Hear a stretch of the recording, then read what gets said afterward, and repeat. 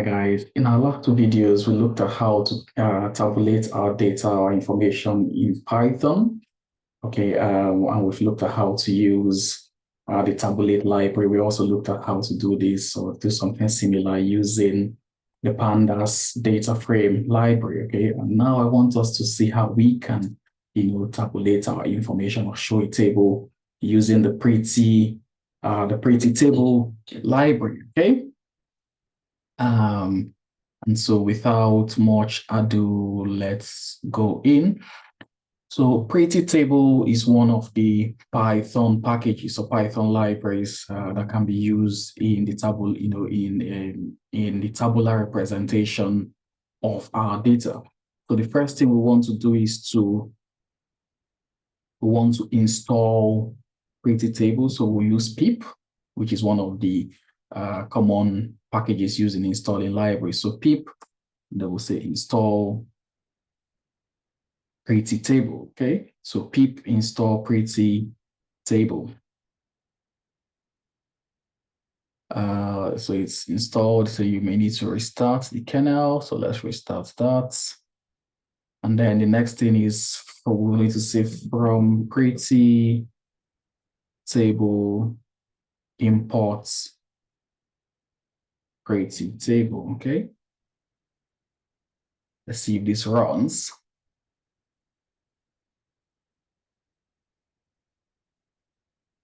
Yeah, it's run.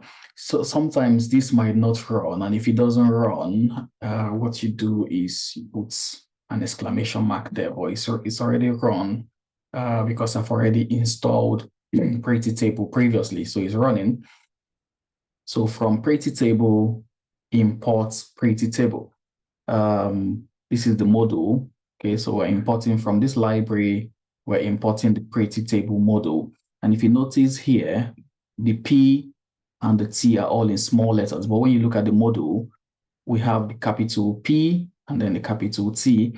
Don't ask me why it's written that way. I think the people who created this module chose to write it that way, okay? The creators may have still chosen to write it in all small letters. So it was just the choice of the creators, people who created the package and the module. So now we've imported the PrettyTable module, okay, from the PrettyTable package. Package is used interchangeably with library most times, okay? So the next thing we want to do is let's define our data. So we can say data, you can say X.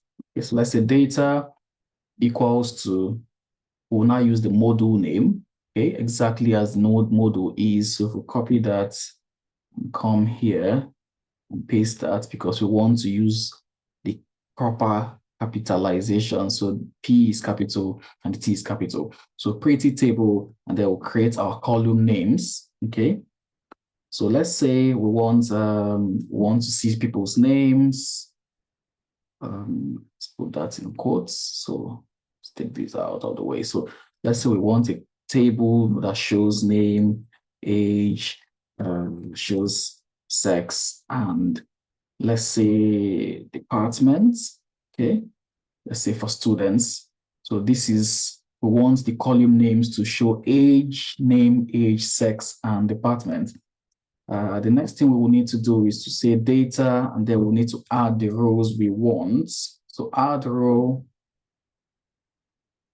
okay, something similar, okay, with your round bracket and your square brackets.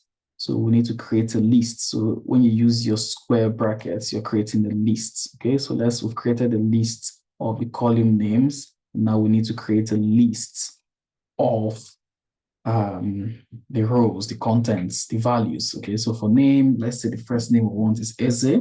Okay, let's say Eze's age would be 23.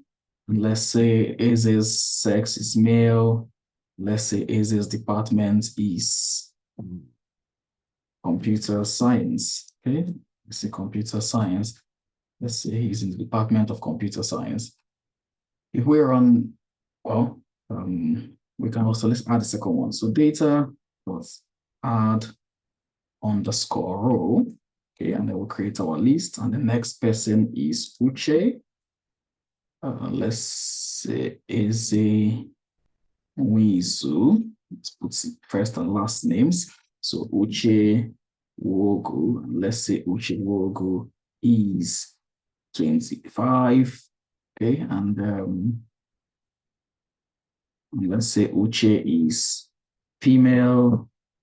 Okay, let's say Uche is in the Department of Agricultural Science. So we've created our rows, we've added the rows, and then the next thing we can say is print data. Okay, and if we run that, if we run print data, we can then see the hypothetical table that we've created. We can see the name, the age, the sex, and the department. And just like we demonstrated in our last video, if we copy this and put it in a markdown, let's put this inside a markdown. So if we put it in a markdown, we can actually edit it within the markdown, as you can see. Okay, we can edit that within the markdown. You can always come back here and add more rows. Okay, you can always say add row. Then you say Peter. Let's say Peter. Let's say Collins. Yeah, I know in the whole world there'll definitely be people who are Peter Collins. It's just hypothetical, it's a coincidence, okay? And Peter Collins, male, and let's say Peter Collins is in the Department of Biochemistry, okay?